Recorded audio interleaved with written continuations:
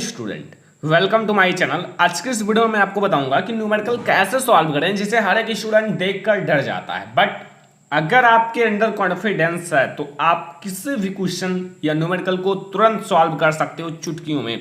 But करना क्या है, अभी मैं आपको पूरा प्लान बताने वाला हूं। वीडियो को लाइक कर दो, शेयर कर दो अपने फ्रेंड्स के साथ। चैनल पर नया हो तो सब्सक्राइब जरूर कर लेना। फिर चलो शुरू करते हैं स्टेप बाय स्टेप। देखो, हम क्वेश्चंस भी सॉल्व करेंगे बट स्टेप बाय स्टेप एक एक चीज समझा देता हूं।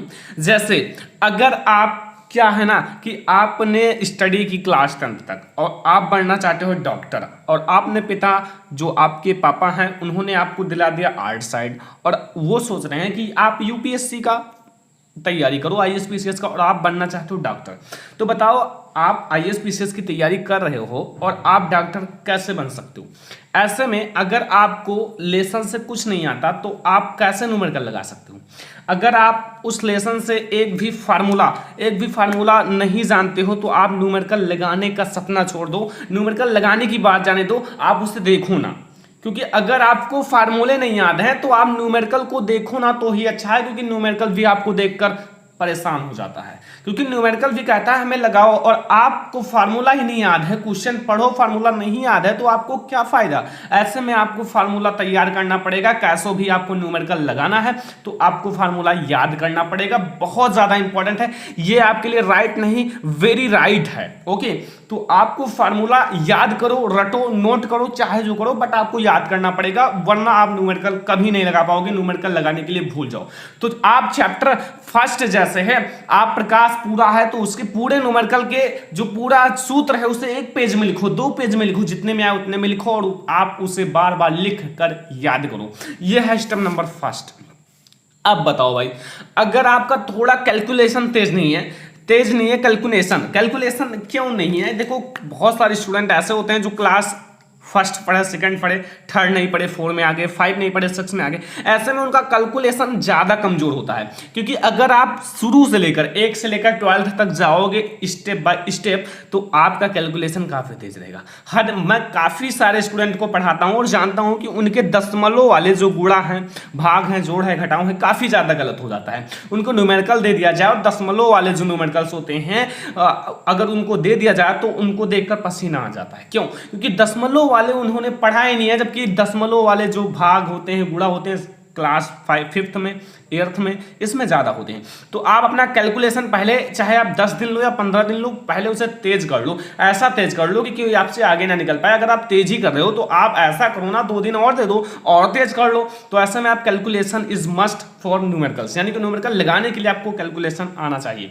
और थर्ड मैटर है, देखो, अगर आप न्यूमेरिकल पढ़ रहे हो, न्यूमेरिकल का क्वेश्चन पढ़ रहे हो, जैसे मेरे पास एक क्वेश्चन है, एक अवतल लेंस की फोकस दूरी 20 सेंटीमीटर, उसके सामने एक वस्तु कितनी दूरी पर रखा जाए कि उसका प्रतिबिंब 12 सेंटीमीटर पर बने। अब यहां आपको पता नहीं कि एफ क्या है, यू क्या है, वी क्या है, क्यू क्या है, पी टी एस आर, यानी कि आपको इसमें एफ एंड वी नहीं पता है कि क्या है, इसमें एफ कौन सी चीज है, यानी कि ये एफ है कि ये एफ है। ऐसे में आपको, ये तो छोटा न्यूमेरिकल है, बहुत बड़े बड़े न्यूमेरिकल मिलेंगे।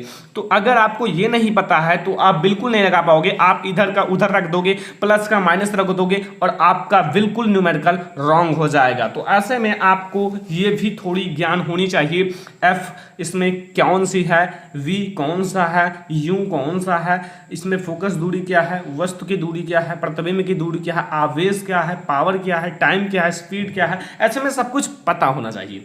ओके, थोड़ी जानकारी ये सब मस्ट है फॉर न्यूमेरिकल के लिए। लास्ट में सबसे ज्यादा इंपॉर्टेंट है, लास्ट में मात्रक जरूर लिखा करो। मात्रक क्यों? क्योंकि मैंने यहां मेरा आंसर आया 12। ओके, मेरा 12 आंसर आया, मैंने 12 लिख के यहां आंसर लिख दिया। तो आपका ये एग्जामिनर बिल्कुल रॉन्ग भी लिख सकता है। क्यों? क्योंकि आपका क्वेश्चन जो पूरा था वो मीटर में था या सेंटीमीटर में। अगर मीटर में था तो आप बगल में मीटर लिख दो।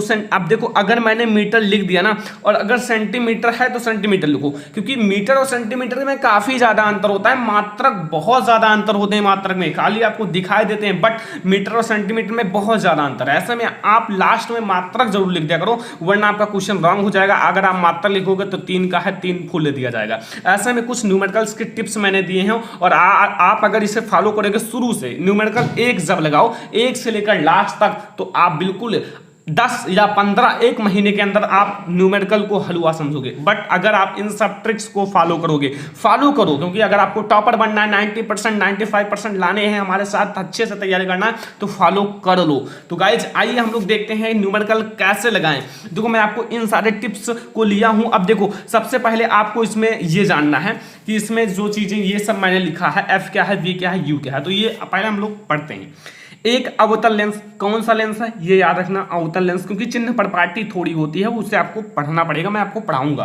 ओके, मैंने सोचा न्यूमेरिकल बता दूं, आप लोग थोड़ा थोड़ा लगाया करो अपने बुक से।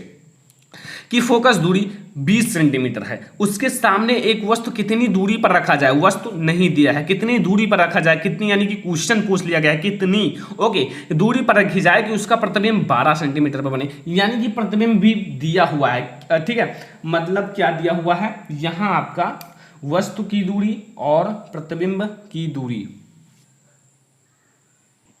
तो यहां प्रतिबिंब की दूरी दी हुई है एंड यहां फोकस दूरी सीधी लिखी हुई है, तो यहां आप एफ लिख दो। एफ अर्थात फोकस दूरी कितनी दी हुई है वो आप देखो, यहां 20 दी हुई है, लेकिन आप याद रखना अगर अवतल लेंस है तो आप हमेशा -20 लिखना, क्योंकि वो जो होता है ना आपतित किरण के विपरीत होता है, मतलब आपतित किरण आने वाली किरण इधर की तरफ होती है बट वो इधर की तरफ होती हैं, इसलिए आपतित किरण के विपरीत होती हैं, इसलिए -20 सेंटीमीटर रहेगा।